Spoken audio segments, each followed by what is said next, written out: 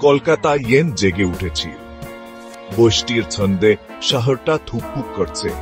অনির্বাণ তার পছন্দের কোণের টেবিলে বসে আছে ক্যাফেতে।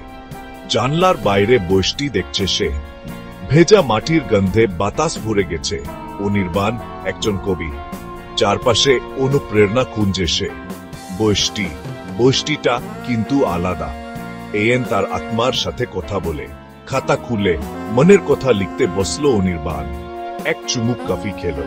তিতো চিকেন তার মনের মতো। একটা অনুপ্রেরণা চাই, একটা স্পার্ক। মনের মেঘ কেটে আবে এমন কেউ। ঝনঝন করে কফের দরজার ঘন্টা বাজলো। বৃষ্টি থেকে কেউ একজন চুকলো। অনির্বাণ তাকালো। একটা মেয়ে দাঁড়িয়ে, চুল থেকে বৃষ্টির জল ঝরছে। স্বপ্নের মতো লাগছে তাকে। তার চোখ গাছে আর গভীর। হেন বর্ষার আকাশের রহস্য লুকিয়ে আছে।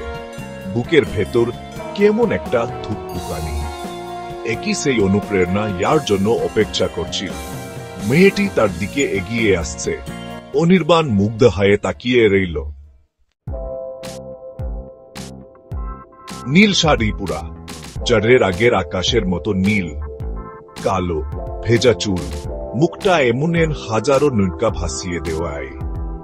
তার চলনে একটা লাবদ্ধ ইয়া অনির্বাণের নিঃশ্বাস আটকে দিল।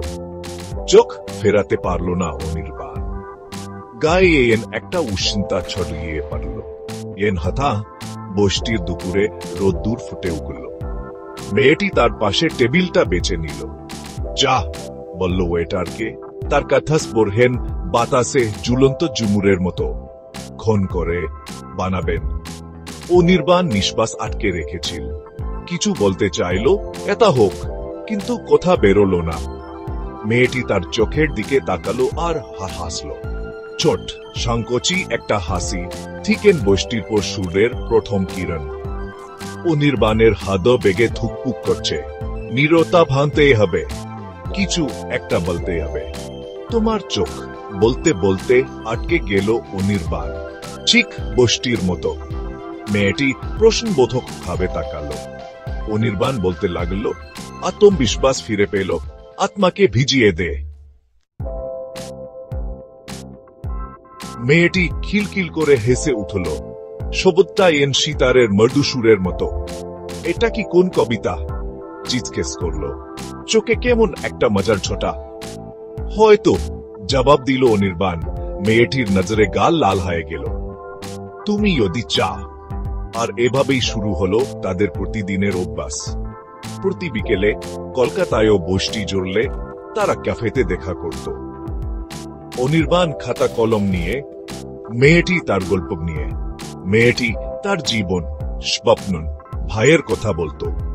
অনির্বাণ মুগ্ধ হয়ে শুনত। কলম চলত বাইরের বৃষ্টির মতো। মেয়েটি ছিল তার অনুপ্রেরণা। তার হাসি, কান্না, তার অস্তিত্ব নিয়ে কবিতা লিখত অনির্বাণ। মেয়েটি তার কথায় আশ্রয় পেত। ইয়া বলতে পারত না, এ অনুভূতি লুকিয়ে রেখেছিল। সেসব কথা বলতো কবিতায়। অনির্বাণের কবিতায়ও মেয়েটি নিজের আত্মার পূর্তি ছবি দেখত। ঘন্টার পর ঘন্টা আড্ডা দিত তারা। মাঝে মাঝে কফির চুমুক, বৃষ্টির ছন্দ। দুটি আত্মা একে অপরের সাথে ছাড়া থেকে আশ্রয় খুঁজছে। দিন গড়িয়ে সপ্তাহ, সপ্তাহ গড়িয়ে মাস। কলকাতায় বৃষ্টি পড়েছিল। পুরনোকে ধুয়ে নতুনকে স্বাগত জানাচ্ছে। অনির্বাণ আর মায়া, তাদের বন্ধন দিন দিন ক্ষণ হচ্ছে।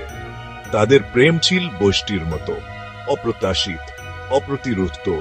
হুগলি নদীর মতোই কলকাতার অবিচ্ছেদ অংশ। বৃষ্টি ভেজা রাস্তায় হাতে হাত রেখে হাঁটত তারা। ছাতার আড়ালে গোপন কথা বলত। অনির্বাণ কাগজের টুকরো কোয়াফের টিস্টুতে, এমনকি মায়ার হাতের পিঠে কবিতা লিখত।